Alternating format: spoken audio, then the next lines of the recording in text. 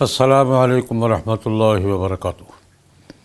الحمدللہ رب العالمین والصلاة والسلام علی سید المرسلین وعلی آلہ واصحابہ واتباعہ اجمعین، اما بعد۔ کافی عرصے کے بعد درسقرآن.com میں حاضری کا اور دوستوں سے ملاقات کا موقع مل رہا ہے۔ بڑی خوشی ہوتی ہے سرگرمیاں دیکھ کر اور تسلسل دیکھ کر۔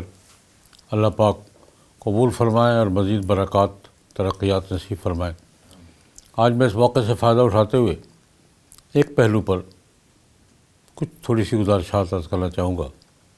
وہ یہ ہے کہ ہمارے ہاں ایک شکایت کافی عرصے سے موجود ہے لیکن اب بڑھتی جا رہی ہے، ہماری نئی نسل کے بارے میں، نوجوانوں کے بارے میں، کہ ان کے ذہنوں میں شکوک شبہات ابھر رہے ہیں اور ان کو دور کرنے کا کوئی نظم موجود نہیں ہے۔ یہ بات درست ہے۔ ہماری وہ نسل نئی جو کالج اور یونیورسٹی تک جاتی ہے، بچے ہوں یا بچیاں، میرا بھی مشاہدہ یہی ہے کہ وہ ان کے ذہنوں میں کنفیوژن، شکوک شبہات آتے ہیں، فطری بات ہے۔ میں اس پر یہ عرض کرنا چاہوں گا کہ ہمیں اس کے اسباب کا جائزہ لینا چاہیے۔ میرے نزدیک اس کی سب سے بڑی وجہ ان کی بے علمی اور بے خبری ہے۔ ہمارے ہاں اپنی اولاد کو، نئی نسل کو، اپنے مستقبل کو دین کی بنیادی معلومات سے باخبر کرنے اور دین کا بنیادی علم فراہم کرنے کا کوئی نظم موجود نہیں ہے۔ وہ بچے جو مسجد یا دینی مدرسے سے وابستہ ہوتے ہیں، وہ تو کچھ معلومات مل جاتی ہیں، ان کو بیس بھی مل جاتی ہے، ذہن بھی مل جاتا ہے، لیکن جن کا تعلق کسی مدرسے یا مسجد سے براہ راست نہیں ہے یا کسی دینی شخصیت کے ساتھ عقیدت کا تعلق نہیں ہے، وہ عام طور پہ دینی معلومات سے بے خبر رہتے ہیں اور دین کی بنیادی باتوں سے بے علم رہتے ہیں۔ اس میں ان کا کوئی قصور نہیں ہے، ہمارا کوئی سسٹم ہی نہیں ہے، اور جو ہمارے تعلیم کے اور ذرائع کے ادارے ہیں ان کا ایجنڈا ہی اور ہے۔ ہمارے ابلاغ کے ذرائع جو ہیں، میڈیا کے اور ایجوکیشن کے جو ذرائع ہیں، ان کے ایجنڈے میں یہ بات شامل نہیں ہے کہ ہم نے اپنے مستقبل کی اس پود کو دین سے، دینی معلومات سے، دینی شخصیات سے، اپنے تہذیبی پس منظر سے، اپنے اخلاقی ماحول سے وابستہ رکھنا ہے۔ ان کے ایجنڈے میں یہ بات شامل نہیں ہے، اور یہ بے خبری کا یہ ماحول، ظاہر بات ہے جب ایک نوجوان کو دین کی بنیادی باتوں کا علم نہیں ہوگا اور اس کے خلاف بہت سی باتیں ہر وقت اس کی آنکھوں کے سامنے بھی، اس کے کانوں میں بھی، اس کے فکر میں بھی، اس کے مطالعے میں بھی آتی رہیں گی، تو کنفیوژن پیدا ہونا فطری بات ہے، اس پہ اس کا قصور کوئی نہیں ہے۔ میں اپنے حضرات سے کہا کرتا ہوں کہ ہمیں اسباب کا جائزہ لینا چاہیے، اور نئی نسل کو، اپنے بچوں اور بچیوں کو، بالخصوص وہ بچے اور بچیاں جو کالج کے دور تک چلے جاتے ہیں اور یونیورسٹی میں آ گئے، ان کا حق ہے جانا، ان کا دین کی بنیادی معلومات فراہم کرنے کا کوئی سسٹم ضرور بنائیں۔ سب سے پہلے تو ماں باپ کی ذمہ داری ہے۔ ماں باپ نہیں کرتے تو ماحول میں جو یہ ادارے ہیں، تعلیمی ادارے، ان کا کام ہے کم از کم قرآن پاک پڑھنا آتا ہو، قرآن پاک کے ساتھ فہم کا تعلق ہو، جناب نبی کریم صلی اللہ علیہ وسلم کے ساتھ عقیدت اور محبت کا تعلق تو ہے ہی، فہم اور شعور کا تعلق نہیں ہے۔ حضور کی سیرت کیا ہے، ارشادات کیا ہے، حضور کے اخلاقیات کیا تھے، دین کی بنیادی باتوں کا، نماز، روزہ، فرائض، واجبات، حلال حرام اور حقوق، معاملات آپس کے، یہ دینی حوالے سے ہمیں معلوم نہیں ہوتے، معاشرے میں ہوتے ہیں۔ تو یہ پہلی بات تو میں یہ عرض کرتا ہوں کہ ہمیں اس کی فکر کرنی چاہیے۔ ہم میں سے ہر ایک کی ذمہ داری ہے اس کا فکر کرے۔ قرآن پاک نے ارشاد فرمایا ہے، یا ایھا الذین آمنوا قوا انفسکم واہلیکم نارا۔ ارشاد ربانی ہے کہ اے ایمان والو، خود تو دوزخ سے بچنے کی کوشش کرتے ہو، لیکن یہ کافی نہیں ہے، اپنے گھر کے ماحول کو، اپنے بچوں کو، بیوی کو، اپنے ماحول کے لوگوں کو بچانے کی کوشش بھی کرو۔ یہ ذمہ داری ہے ہماری۔ ایک بات تو یہ کہ ہمیں اس کی فکر کرنی چاہیے اور اپنے بچوں بچیوں کو اور نوجوانوں کو دین کی بنیادی معلومات سے باخبر رکھنے کی کوشش کرنی چاہیے۔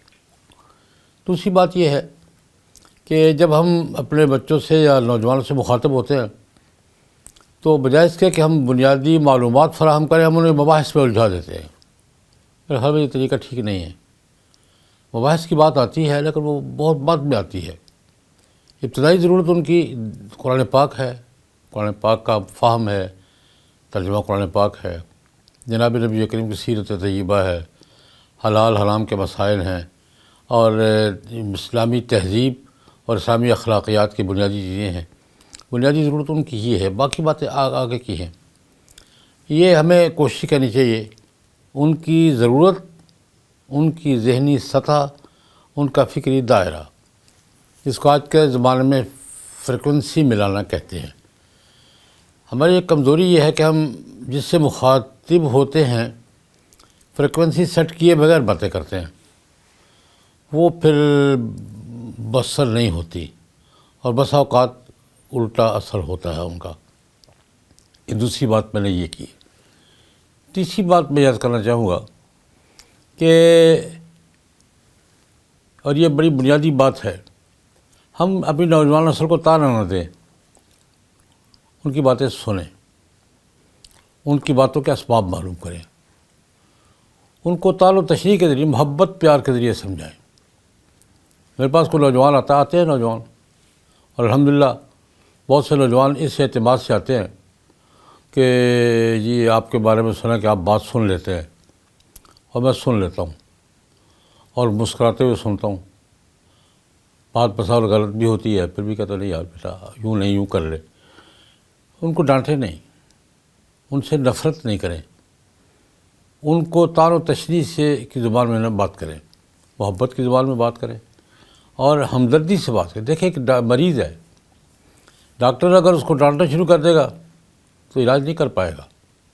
ہم خود کو معالج سمجھیں کہ ہم نئی نسل، اپنے بچوں، اپنی بچیوں، یہ ہمارا مستقبل ہے، انہوں نے کام سنبھالنے ہیں سارے، ہم انہیں یوں سمجھ کے کہ میں معالج ہوں اور یہ مریض ہے، مجھے اس حساب سے ہمدردی کے ساتھ، محبت کے ساتھ، پیار کے ساتھ تمام اسباب کو سمجھتے ہوئے بات کرنی چاہیے۔ اور ان کے ذہنوں میں جو، میں یہ بات عرض کرنا ضروری سمجھتا ہوں کہ کبھی کسی نوجوان کے ذہن کو ٹٹول کر دیکھیں، یہ امر واقعہ ہے کہ ہماری نوجوان نسل کے ذہنوں میں کنفیوژنز اور شکوک و شبہات کا جنگل پھیلا ہوا ہے۔ وہ ڈرتے ہوئے بات نہیں کرتے کہ فتویٰ لگ جائے گا، ڈانٹ پڑ جائے گی۔ یہ خوف دور کریں، ان کا اعتماد پیدا کریں اور ان کی بات سنیں، ان کو سمجھائیں اور محبت کے ساتھ، پیار کے ساتھ۔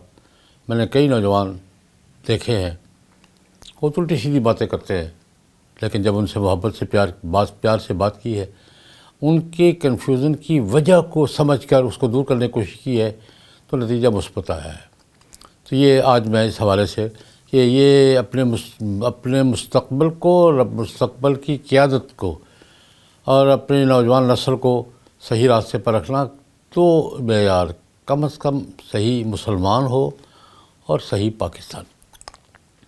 مسلمان ہونے کا اپنا دائرہ ہے اور اس کے ساتھ پاکستانی، ملک کے ساتھ محبت، ملک کا مفاد، ملک کے ساتھ تعلق، یہ ہم اس دو دائروں میں کوشش کریں کہ اپنے اولاد کو نہیں، صرف اولاد کو نہیں، اپنی نئی نسل کو ایک صحیح مسلمان رکھنے کی کوشش کریں اور ایک صحیح پاکستانی بنانے کی کوشش کریں، تاکہ یہ ہمارے بچے ہمارے مستقبل کو بہتر انداز میں ڈیل کر سکیں اور اپنے فرائض انجام دے سکیں۔ اللہم صلی علی سیدنا محمد النبی الامی وآلہ وصحبہ وبارک وسلم۔